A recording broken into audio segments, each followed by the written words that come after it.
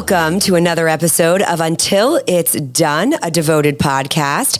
I am your host, Dana Lynn Kay, and today we are talking plastic surgery. This is a topic that I've glazed on through the years. Devotion, we talk about obviously protein, we talk about fitness, healthy lifestyle, weight loss journey, all of those things. But a lot of times people forget that plastic surgery can play a role in weight loss journey for people, whether you're losing weight, getting a mommy makeover, whether you've had bariatric surgery. So I have a special guest with me today. Her name is Laura Alexis, and she's the CEO and founder of Pop Recovery Systems. And the concept is very interesting. We just had a call the other day, and I was like, you know what? Like, more people need to hear about this. So welcome, Laura. Thank you. Thank you so much for having me on your podcast. I did a little binge listening before, and I just love it so much. So raw, so honest. Like, I would have never thought that you, so aesthetically, dare I say, perfect, had like a eating addiction, and it just goes to show how you can't judge any book by its cover or know like what people are going through. So I just love that you have this podcast. Thank you for inviting me on your platform. Absolutely. Yeah. Every time I have really good conversations with people in real life, not where it's recorded on a podcast, usually then I say, let's take it to the podcast. You and I had a great conversation. All of my guests are people who I know, who I've had conversations with, and I say, oh no, this is too good. This is too good. Let's go talk about it. Other people need to hear about it. We're being selfish if we don't take this to the podcast, record it, and let others listen in, because it's great information. And all of it pertains to what my platform is about. It's real talk. It's real life stuff. It's all about with the devotion lifestyle. So I was really excited to dive into this topic with you. Now tell me about, or tell our listeners, because now everyone's listening, about Pop Recovery Systems. What is it?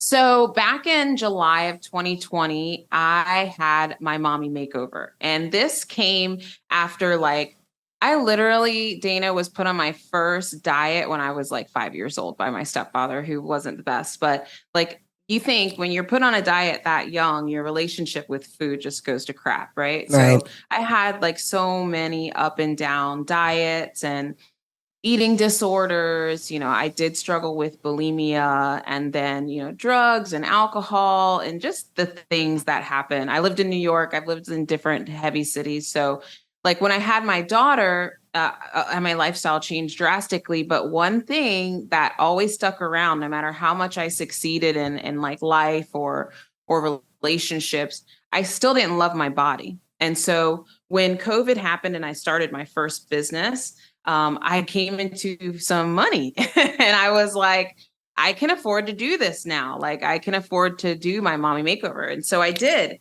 And I just thought that was going to be it.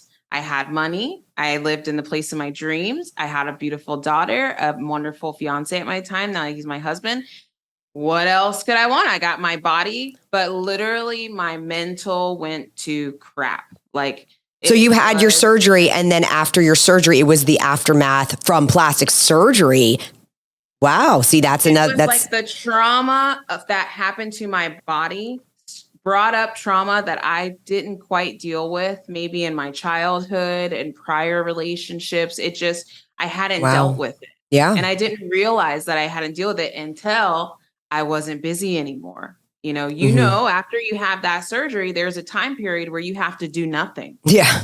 Recovery. Yeah. Right. And so there were no eating out with my friends. There were no taking my daughter, Isabella, to activities. It was all, you have to stay still, you have to recover. And that is what I had really a hard time with. I think my post-op depression kicked in about 1 week post-op, and it literally came and went until I was 14 months post-op. Wow. See, a lot of people, this is a topic that I don't hear often. I hear postpartum depression. You hear about depression when you gain a lot of weight. You do hear about the mental aspect after, say, bariatric surgery, or somebody who's lost a lot of weight and they're trying to find they're in this new body, they're trying to find themselves. But you know what? This is interesting because getting plastic surgery, you're now in this new body. You're like, it's a whole new, it's a quick change because you're going into surgery in the morning and coming out in the afternoon, like with a new body. I mean, well, or like at least, I think I had like that much fat attached to my skin, like removed. Wow. So like about as big as my head, that's a lot. And the surgeon made it a point to show me those pictures. Like, look at all this fat that you had. That's fat. And I was just like, okay, well, great. Well, now I'm going to look like Beyonce and, but it did not, not to say I wasn't excited. Like as the swelling was going down, I was wearing jeans that I never wore before. I bought, my designer belts that I had never felt comfortable wearing before. I was wearing crop tops. Wow. But I could not connect this new body with why I was feeling so down. And it's because what happens is I was just speaking with a board certified plastic surgeon, Dr. Russell Babbitt in Boston yesterday. And he was like, it is similar to postpartum. Okay. Because you go through all this pain, your body goes through chemical changes as well. I mean, imagine losing that much fat. How much did my fat composition go down out of my body? Right. Like that. And then on top of that, like you can't, you need to stay away from dairy. You got to stay away from alcohol. I was an alcoholic. Wow. I was drinking a bottle of wine easily a day. I mean, this story has been told before, but I was literally hung over, borderline drunk in the day of my surgery. And I told them like, I didn't drink. I got wasted the night before. Oh my gosh. They kept me awake during my whole surgery because they were afraid I would die. My surgery lasted for 14 hours. I had a hernia that they had to fix, muscle repair. Right. Like God kept me alive. But like, I literally, was wasted the night before. And so of course I wasn't going to tell them that because I wanted to have my surgery. I was also in Mexico, but because I lived in Mexico at the time, I didn't travel there. I literally was 45 minutes away from where I lived in Cancun. So if I would have went to the States to have surgery, I would have been going abroad to have surgery because I lived in Mexico. So that didn't make sense to me. So yes, because I was in Mexico, in the States, they probably wouldn't have operated on me at all. No, because I was lying to them and I didn't tell them. He kind of had an idea. Right. There was no like proof. They weren't going to give me a breathalyzer, and I covered it up really well. I was a functioning alcoholic. So, they did the surgery and everything and I came out fine. But think about going from drinking every day for 6 years to not drinking at all. So it was, and then going through this like life-changing surgery. Yeah. So all of that was like happening at once. So, okay. So then I was like, so that's why for a while I was like, oh, I'm just going through withdrawals and, that's what it is. Right. And, but then after all of that was done and I had switched my diet, I was eating clean and I had an amazing chef and I still had these moments where I'd look in the mirror and I'd be like, you look good, but why aren't you happy? And that's kind of like where the postpartum like connection comes because they're like, well, you just had this baby. Like, why aren't you happy? But it's like a hormonal change. Right. And a change to your body and just stuff that you love your babies, but at the same time, you're feeling these feelings. And so when I finally got help, I started working with Stacy Reineck. She's now my director of mental health at Pop Recovery Systems. But I worked with her for 4 months and I was able to work out why that trauma to my body had triggered the trauma I had been through my childhood, through my relationships, being bullied, being in abusive relationships. I mean, all of those things that happen to you through your whole life, they are the things that make you susceptible to post-op depression and blues after having surgery. So once I was healed, I was like, I wonder how many other women are going through this, or is it just crazy, alcoholic me? Right.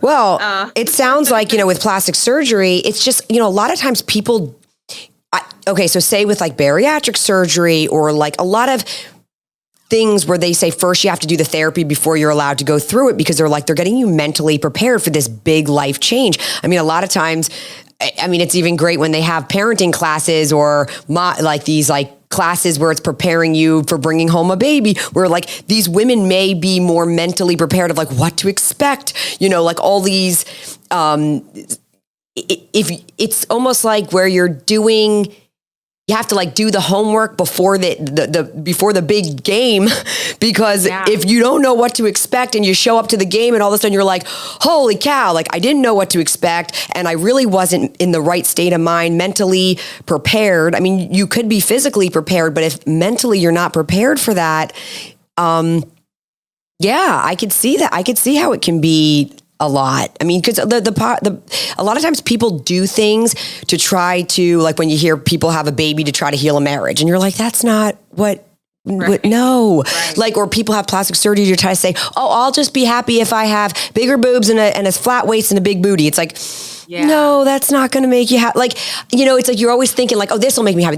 No, let's first get to the root. Those are the things on top. Those are the cherries on top. I've been the fittest in my life, and that's not what makes me happy. Just, standing on stage or doing my fitness modeling or, all the stuff that you said you took a deep dive into some of my most beautiful fitness shots that I took. I was in the midst of a divorce. And it's okay, that, I wasn't really happy there. Yeah, I was fit, but my happiness has come with fixing the root of my life and my issue. So what you're saying makes sense, that you had a lot of things already going on. So you went into a surgery to get the aesthetics in check. Yeah. But what about, the mental and all of the other things that were still going on with you? Exactly. And I thought that because I did self-help books and I read a lot and I did meditation and went to Tony Robbins type of events and stuff like that, that I had dealt with that stuff. But really all I did was kind of suppress it and use it as energy and momentum to reach my goals. Okay. But when you're in recovery and you're still, and it's where focus goes, energy flows. You're but I just want to move, Yeah. And so we found, Stacy and I found that there were so many women that were it's hard to explain, but I just was not prepared for the mental part of surgery. And it's not the whole time. It's just usually between the first 3 days to 6 weeks of the surgery, that up and down roller coaster of why did I do this? And so there's a lot of preparation. There's mental health preparation. There's nutrition preparation, because eating for a fitness competition is going to be, or eating for weight loss, bariatrics is different than when you're eating for surgery. Right. Because you have to heal. But so we know that now because we had surgery, but people just don't even know that before they have surgery. No. And a lot of doctors' offices don't prep you. I mean, it's surgery to them, and they're kind of just, they're coming in, they're telling you, okay, pre-op, don't do this, don't do that. Okay, this is what we're going to do. Wham, bam. Okay, there's another one. It's unfortunately, some doctors' offices just, not all doctors' offices are created equal. Not all surgeons are created equally. I mean, we know that now. And unfortunately, they don't go over these things with patients or really prepare patients. I mean, the ones that do, bless their heart, they're doing the best they can, but they are not plastic surgery nutritionists. They're not plastic surgery mental health therapists. No. They're just not. No. Even though some of them, they're well, I feel like I am. Just because you feel like you are doesn't mean that you are. Right.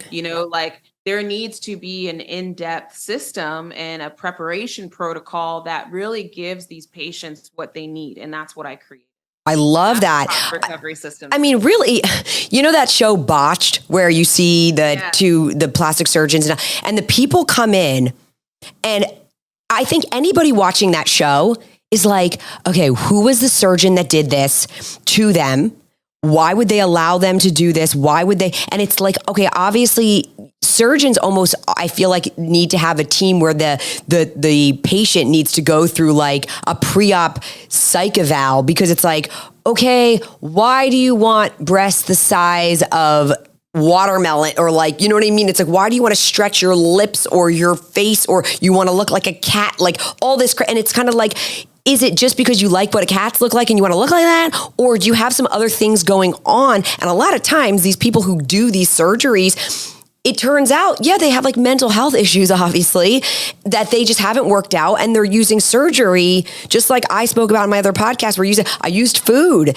People use surgery. People use all kinds of things to suppress pain and things that they've gone through, and to change, how they're feeling on it. And so surgery is abused, and surgery is used sometimes, abused. It's not just you, it's abused. And a lot of times there are people who do go through it thinking that, it will make them happy, and they haven't gone through what they need to go through to, really feel great when they come out the other side of surgery, because obviously... Well, you'll ask surgeons if they do a psych eval, right? And they'll be like, we give them a smiley face sheet. Are you from 1 to 10? Are you super happy or are you super sad? And I'm like, that is not... And want to know why they don't want to do a real psych eval? Is because 44% of people that go into surgery have underlying anxiety and depression. So they wouldn't pass that psych eval, and they wouldn't get surgery. Right. And surgery is already down. Yeah. You wanted to go another 44% down, because most of the people that the more money, how it is, more money, more problems. Yeah. Okay. And it's like, so how do you continue to give people the freedom to take advantage of the beauty of what surgery is? Because like what it did for your body, what it still did for my body. Like, even though I had my son, my body looks way better even after my son than it did before my daughter. So I'm so thankful. My surgeon, he did a great job. Like, with what he was working with, he did a fantastic job, you know? But like, when it comes down to how prepared I was to be able to thrive in my recovery, I was just like surviving. Right. And that's most people in their surgery. And they don't talk about that part on TikTok and on Instagram. It's just like, come with me to have surgery. Oh yeah. And then it's like, then there's like a time lapse, and they're like it's like before surgery. And then, lately with TikTok, at least people do show like they're all bound up and they're swollen and the scars and blah, blah. Post surgery is an ugly time. It's painful. Yeah. You're swollen. Your results are not going to look like how they look. So I had a mommy makeover after I gave birth to full-term twins. I had my son, I gained 70 pounds, and my twins, I gained a ton of weight, but it wasn't really even the weight gain from the twins. It was more the size that my belly had to stretch to be, I'm like just 5'4". I don't have like a huge, some women have like longer or bigger areas for the babies. I don't. So the babies just went straight out. And I did have a very severe diastasis recti. My abs separated 7 months after the twins were born. I still had massive separation. My belly, all my organs hung forward. I still looked pregnant. I was still wearing maternity clothes. And when I went to the doctor, I was like, why, with my son, my stomach went back down, not like amazing, but it went back down. And then I was like, why does my stomach still look like this? Like, is this my uterus? And my doctor said, Dana, those are your organs. Like, your abdominals are stretched past the point that they're never going to come back together without surgery. And so I was like, oh boy. And I was breastfeeding my twins, and they said, you can't have surgery if you're breastfeeding, so you're going to have to wean them off. And so that was like a thing, being a mom, I was like, okay, am I being selfish, like weaning my twins off of breast milk to then get a surgery? But then again, like, here I am still wearing these big maternity clothes. People were still kind of looking at me like, didn't you have your twins? Like, they're 7 months old, or, they were 5 months old, or whatever they were at the time. Are in your stomach. And my stomach was hanging forward, and my back was hurting. I didn't have the abdominal support anymore. And so finally I there was a local, I was like very desperate just to like get my stomach fixed, because it was actually taking a mental toll on me to have my stomach hanging all open like that. And I couldn't button pants anymore. It was like, I was still wearing maternity sweatpants. Like it was like, okay, enough already. Like I just been pregnant with twins for 9 months. Like how long do I have to do this? Like, I'm not an elephant, like being pregnant for 2 years. Like, come on. So but here's the thing. I didn't do my research on the surgeon. My mom was like, "Oh, I heard some women in town. They've got facelifts from this guy, and they're all happy." And I was like, "Oh, it sounds great." And so, I ran to him because I was desperate for surgery, and I was like, "Do you do mommy makeovers?" And he was like, "Oh yeah, sure." And I didn't really see many pictures that I was impressed with, but I was like, okay. And I took his word for it. And he seemed to be, and he was local, and I had 3 babies at home. So I was like, okay, well, I don't really have to go far. And, and I can recover in my living room. And so I planned the surgery after, weaning my babies off of breast milk. And I was like excited to have it. And I had the surgery, and I was in extreme pain. Oh my God, it was like the most horrible thing ever. It was so painful. It made like childbirth seem like a joke. I remember taking the bandages off, and he had to create me a new belly button. And I was like, what in the hell is that? It was the weirdest, most disgusting. It was like this weird folded over, like it did not look like a belly button. I'm like, did this guy ever make a belly button before? And then, I was swollen for a while, so I didn't see the results. And I finally, once my swelling went down and I was healing, I noticed the bottom of my stomach was like flat. And then up under my breasts until the belly button bulged out. It was like a bulge and then flat. And I'm like, what the hell? Like, why does my stomach look like this? And, we're like, oh, give it time. It's swelling, it's swelling, it's swelling. Well, meanwhile, I finally gave it plenty of time. And I went to another doctor because my mom was like, Dana, your stomach, you look terrible. Like your surgery was terrible. And your mom. No, she was like keeping it real. My mom is my best friend, and she's like, I'm sorry, I'm not going to lie to you. Like, this looks awful. And I paid a lot of money out of pocket for this.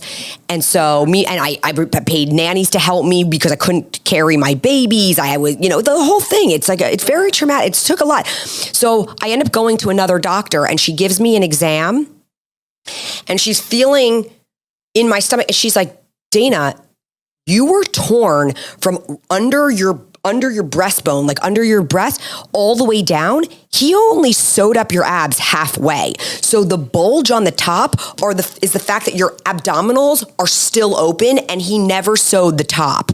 And I'm like, oh my God. And I wanted to sue this guy for malpractice. I was out of my mind. I was like, are you kidding me? And she's like, there's no, she's feeling for suture. And she's like, this is why it looks terrible. So I was like, well, what am I going to do? And she's like, you have to do it all over again.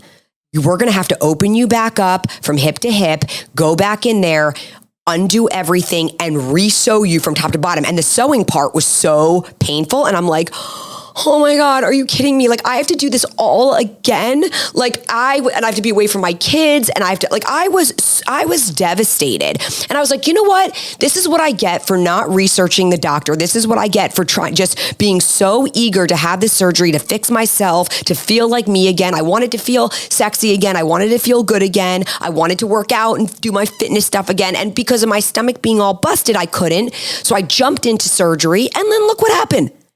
And so when you and I were talking on the last, on our conversation the other day, and you were like, people don't research, and, they end up with results they don't like, and like, we're here to and I'm like, yeah, like I would have really liked a resource where, I could have reached out to somebody and been like, help me find the right person for me, and help me find, because look what happened to me. I had to do the whole thing over again. So I paid twice out of pocket. Twice. Exactly.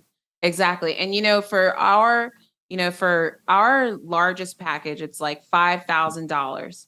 And that's 16 weeks. Someone's with you 6 weeks before surgery, 10 weeks after surgery. You have a concierge wellness coordinator who does all the research on the surgeon, background checks, medical practice checks, legal checks. They even check their legal. Have they been arrested for a DUI? Yeah. Because there was literally a surgeon in Florida who was practicing surgery while he was still in the process of going to trial for methamphetamine. Oh my God. I don't doubt it.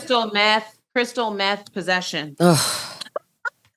So we do all of that research because I'm going to tell you what, I don't have time to do research like that. I'm having surgery again in February because, my son, like I said, I don't have the look I want, but I hired someone, to find my surgeon. I hired my own team to find the surgeon for me, because I don't have time to do that. And a lot of times these women these days, because it's becoming, and even men, more popular to get surgery, they're just like, oh, I like those pictures. And they pick that surgeon on social media. And I'm not saying that all the surgeons on social media are trash. I'm not saying that, but I am saying that sometimes the surgeon that has the look that you're going for, that can give you that look and give you that aesthetic within the budget that you have, which still has to be high. Like, there is no such thing as bargain shopping when you're going for plastic surgery. Yeah. Hello? Amen. But like they do exist, and sometimes they don't exist on social media.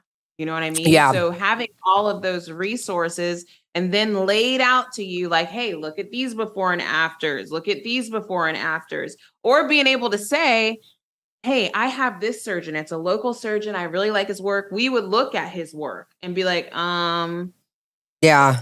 And now on social media with all the photoshopping and all the stuff you can do, I'm like, how do you even know that you can even trust that really is his work? And then there are surgeons where I'm like, the surgeon who did my surgery, my mom is the one who was like, make sure you bring a bathing suit bottom and have him put the scar below the bathing suit. He was going to put, sometimes people, I see their scars and I'm like, oh my God, this woman got her scar so high that you're always going to see her scar, even if she's wearing a bathing suit bottom. Or there are surgeons who just put scars in awful areas and oh my gosh. Or they don't really do the work where they make sure that they'll do a tummy tuck or a mommy makeover on somebody and then they won't go around far enough and then the person's left with like love handles on this side because they're not doing anything on your back. So a lot of times, if you don't have, I've just seen some awful things and I'm like, oh my gosh, like the surgeon, I mean, my first guy, he wasn't about it. He didn't know what the hell he was doing. My body came out, it would look terrible. I looked awful. And, and then the other thing to consider also is that like a lot of times you're not at your ultimate body a lot of times when you do the surgery. I wasn't. Right. I mean, my results, if I show my results today and they're like, oh, but you had surgery. And I'm like, that's not what I look like after coming out of surgery. At all. Like, I looked pretty darn, I didn't look like any fitness, whatever. They didn't give me abs. They didn't do my arms. They didn't do my legs. And even if they made my stomach flat, but they certainly didn't turn my body into what there's work that has to be done and maintenance after you have surgery. Yes. And not only physical, but mental maintenance as well. Oh, yeah. And that's why the system, it's not just fitness. It's not just nutrition. It's not just mental. It's not just coordination. It's all of it together. Yep. Because you had the fortitude, the education, the mental capacity, the strong mental strength to do that. Most people that does not come naturally to them. Right. You know what I mean? Well, I had already gone through, if you listen to that episode, I had gone through therapy. Like I'd already learned to love myself. I'd already I already had dealt with my food issues. I went through a big transformation so that by the time I had my surgery after having my babies, I was ready for surgery. Was my last thing that I did after giving birth, that I was now ready, because after that surgery, I got in the best shape of my life within a year. I competed and I have stayed now in shape. My twins are 11. So, but like that was the icing on the cake. That surgery was like, okay, yes, I need my abs fixed because of my twins. But other than that, like that's what I needed to I had already done the mental, all that stuff, all that therapy, and I was already ready. I was loving myself, loving my body, loving all that. I had dealt with that, and then I was ready now to do the surgery. So what you say is completely correct, because I was already strong enough that when I came out of surgery, even though I was botched, I was still like, okay, I still love myself, but what the heck with these results? This is not what I paid for. I want my money back. I mean, so. But trust me, I still went through some mental stuff because I was like, okay, I just forked you over oh my God, I think my surgery was like $16,000 or something with this guy. He was supposed to be some fantastic. And so now I'm sick because I'm out the money and look at my results. But, that was a different thing. It wasn't me not, being depressed. I was depressed for a different reason. Right. It's like when you get a lemon. Yeah. And, that's one of the reasons we both know Transforming Teresa Marie really well. Yes. One thing I love about her is like she visualized her whole surgery and like really mentally prepared, really was at a place where she really loved herself before she had her surgery after, that major weight loss and all of that. And so it was through our trial. So we went into trials around January of 2023 of this year, and where we started working with women.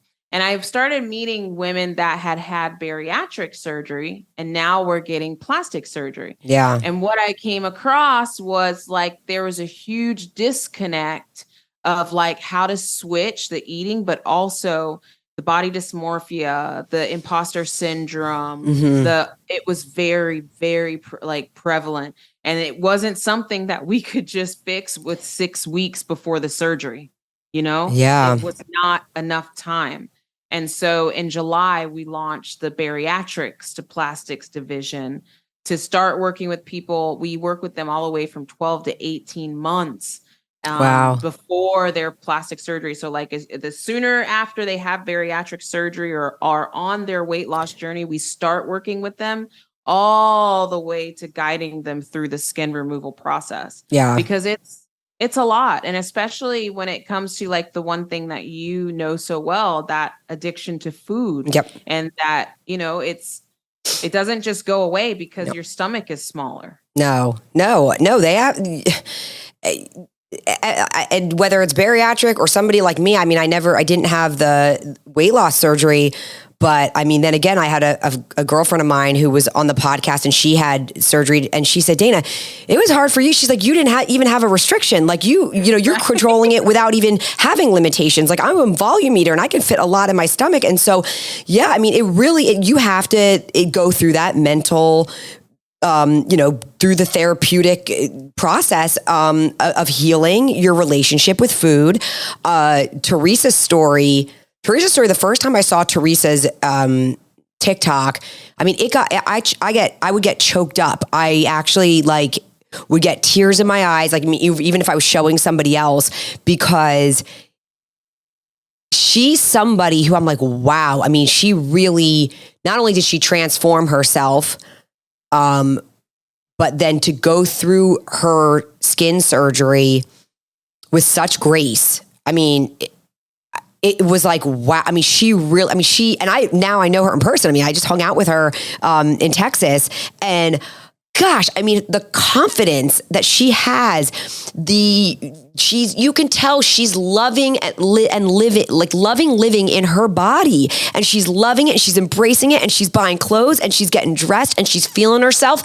And I'm like, oh my God, it gives me chills. Like that's what it's all about, to go through that whole process and then really truly love the skin that you're in, because you're okay up here. Like what she does, the stuff, we had conversations where, she does so many things to stay positive and to, keep that healthy relationship between her mind, her body, food, like the whole thing, that I'm like, yes, that's what it's about. She just really, she's a great spokesperson for you, because yeah, she is. She nailed it. She's actually having surgery again in March. Oh my gosh. Breast augmentation. She was just in Dr. Chen's office yesterday or something. And this is something that, I really love to see. And the reason why is because go back to that 6 years ago to 600-pound Teresa, who probably never imagined that she would have the platform that she has, so many people that admire and look up to her. But also, more importantly, how much she loves and adores and cherishes herself. She's an example for all of us. For me, I can totally feel you on the not having bariatric surgery, but still having that, because there are days where I just feel like I just want to eat just because of the way I'm feeling. Yep. I'm still there. I still do it. I still do it. And I just said it to my mom the other day. I had a little date night with my 14-year-old son the other night, and we went out to an Italian restaurant because his friend was a server there.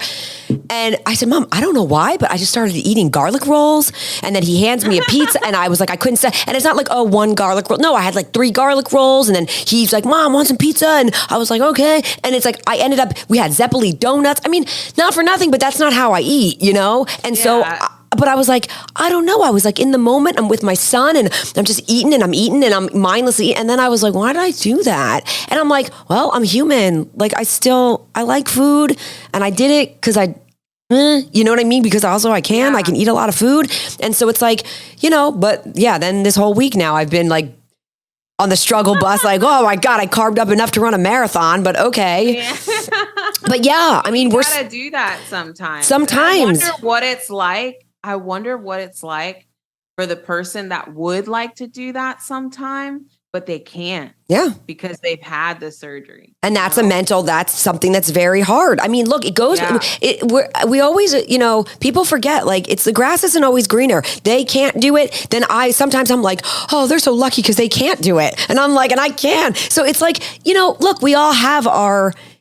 You know, there's pros and cons to every situation. And, you know, a lot of times it's like we look at people, I mean, just like you said, judging a book by its cover, a lot of times people look at my platform and unless I do throwbacks or like, yes, I've struggled too, or I show myself at 160 or 170 or 210, it's like, you know, well, I like to show off my fitness stuff because I'm proud of it. But then people will be like, oh, what does she know? She doesn't know about struggle. She doesn't know about whatever. And I'm like, yes, you think I didn't work my freaking ass off to get here? Like, I'm showing it off and I post it because like, damn, like I wasn't born in like this. I mean, I had to work for this. So that's why I show it off. But then again, like you said, somebody will look at my platform and be like, oh, what does she know? You know what I mean? Or you don't know the struggle or you've never been there. And I'm like, oh, and even at my weight now and my fitness level now, man, I have body issue days, bad, you know, body image days. And I have days where I'm not feeling myself and I'm, you know, it's like, it's never, I mean, we're women and we're human and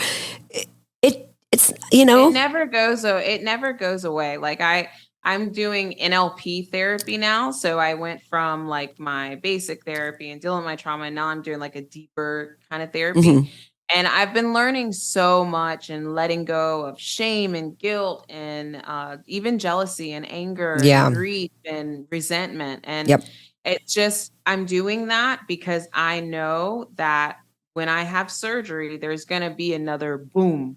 And I want to be prepared for it. And I know that this time I definitely will be. But I know for sure that there's going to be those days when I look in the mirror and until I get my boobs done, because I can't do it this time, it's too much at once. Yeah. So I have to wait a year to get my boobs done. Okay. And I think that the biggest trauma I'm going to have is when I have my final breast, because I've never had like perky, like, you know, breasts. Yeah. Like, so I always say to myself, like, I wonder how that's going to affect me.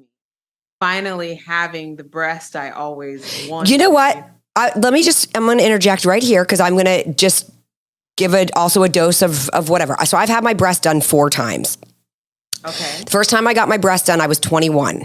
Okay. I went to University of Miami and I was a thicker girl always through college. And my natural breast size was like a full B.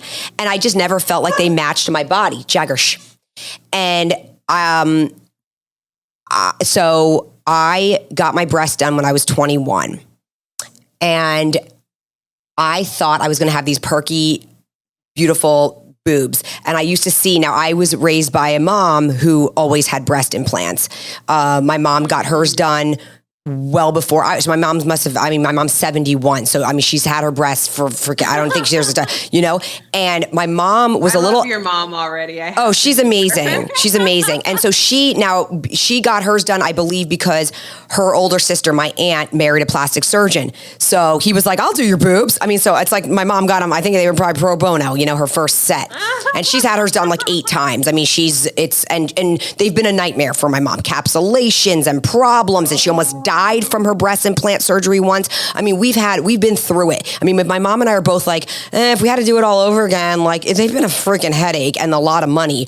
But So my mom's though were always perky and hard because of her capsulations, because of the fact that she's so tiny and she didn't have much breast to begin with, and her normal breasts were these tiny little perky boobs.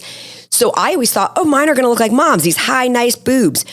So I end up getting the surgery, and I guess the shape of my natural boobs are not perky, high, whatever. I had I guess the doctor described them as tonic, where they're like longer boobs, like some women have longer boobs.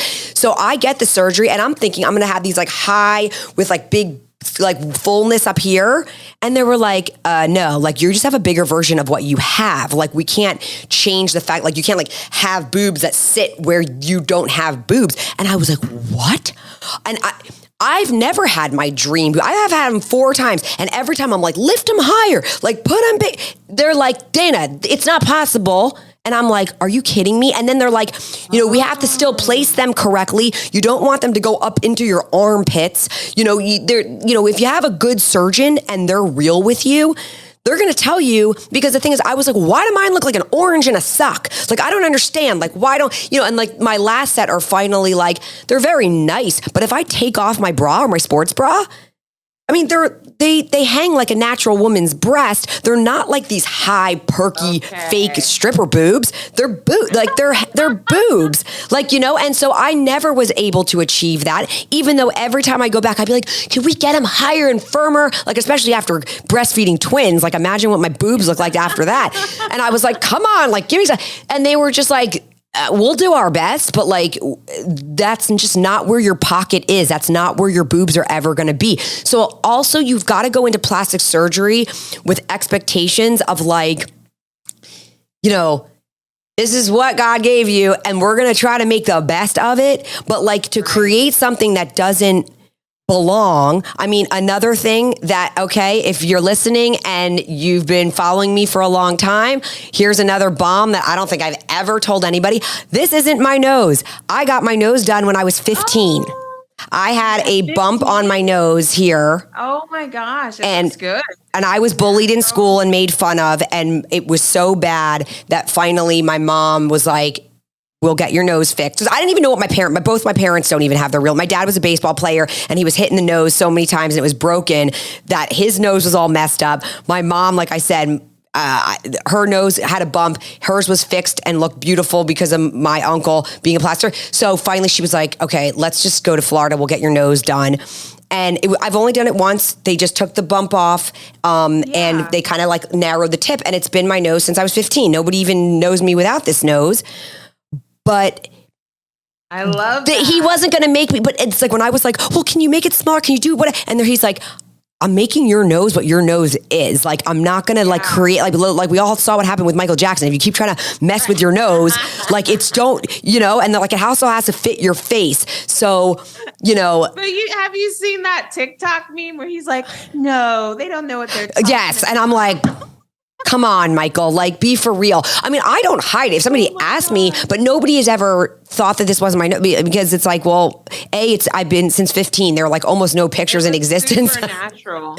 And it wasn't even a big surgery. He was like, we're just going to like the bump everybody made fun of him. Just like shave it. That's it. They shaved down a bump and then I had like a bulbous tip. So he just did like a little, like just kind of like made it. And that was it. It wasn't a huge deal. In fact, people who knew me in real life, like my friends and stuff, like I came back and I had like a little thing on, and when they took it off and it just looked like a kind of like just a sleeker Dana, but it wasn't anything crazy. Like change your face. But my point is like I had to have the expectation, like where it's like, oh, well, I want my nose to look like my mom's, or I want my nose to look like when people bring pictures to a plastic surgeon, it's like, okay, well, that's her nose and it looks good on her face. You got to do a nose that looks good on your face.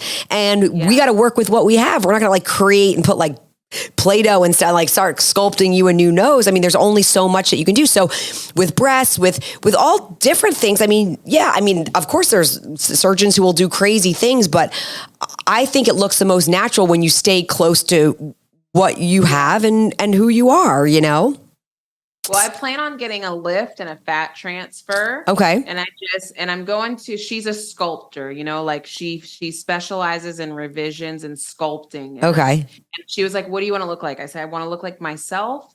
but just better. A more Yeah. athletic version of myself. And I've been hitting the gym and eating properly because I want to give her a good canvas to work with. But I know most of the work is going to come in my recovery. I'm not going to hit exactly what I'm going for like a year, Yeah.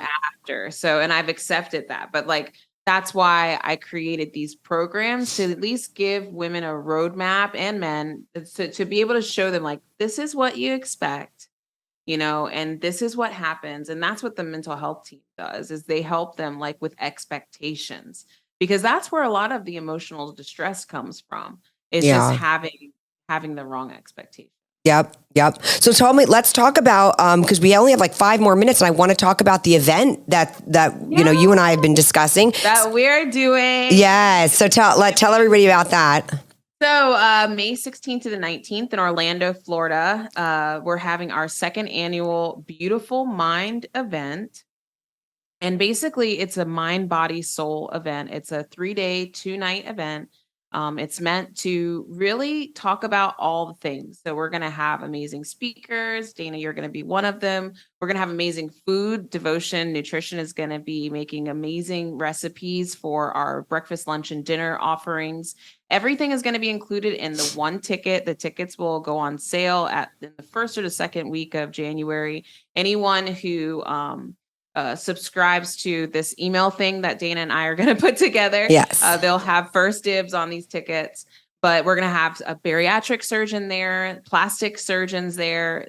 There's a couple that I'm really working on that I can't say right now, but the idea is, yes, to be able to hear from these professionals, advocates, supporters, these real stories, but it's really for the bariatric and weight loss. So you don't have to just have had bariatric surgery to be invited. It's weight loss. It's if you wanted to just have surgery, a body recomposition, if you've considered plastic surgery, it's bariatrics to plastics, because it's everything in between, including natural weight loss, including stories like Dana's, where you just had a few babies and you want to get back to you and you want to know what that looks like. But we're going to go deep into the mind, body, and soul. And you guys are going to be able to buddy up with each other and share your stories. We're going to eat great food. We're going to just really like feed motivation and good energy and love and appreciation for all science and its beautiful offerings, and doing things like surgery and weight loss the right way. Yeah, I love that. It sounds like a fantastic event to me. I mean, it's something that,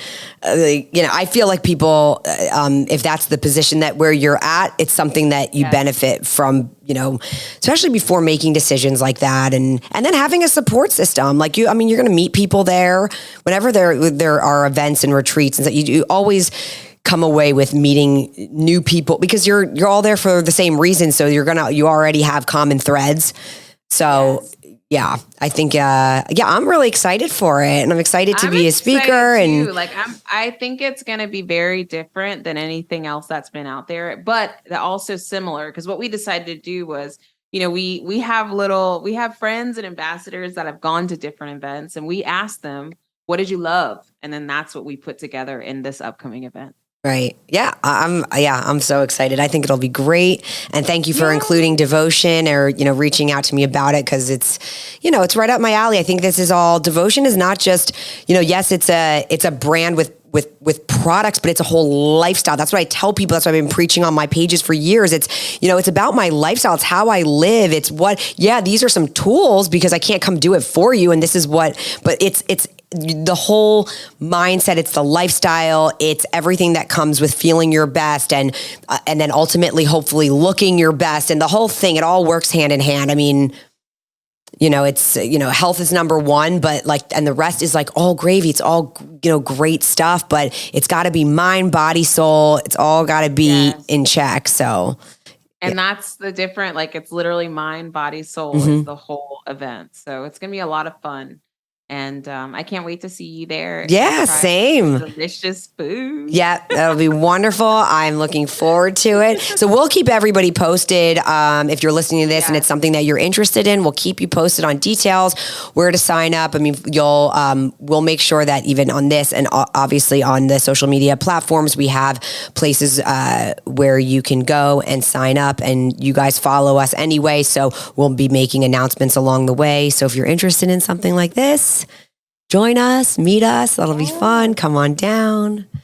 Well, thank you so much for being on my podcast. This has been a great conversation. I love talking to you. Time just passed so fast. I know, this was so with you. And I could go on about this topic forever. I mean, it's a great topic. I've got so much to say about plastic surgery and all, it's a good one. I mean, it's all part of a lot of people's journeys. I mean, it is what it is. It's, so it needs to be discussed and it needs to be approached in a healthy way. And I love what you're doing. So thank you so much. Well, thank you. And thank you guys for joining into another episode of Until It's Done, a Devoted podcast.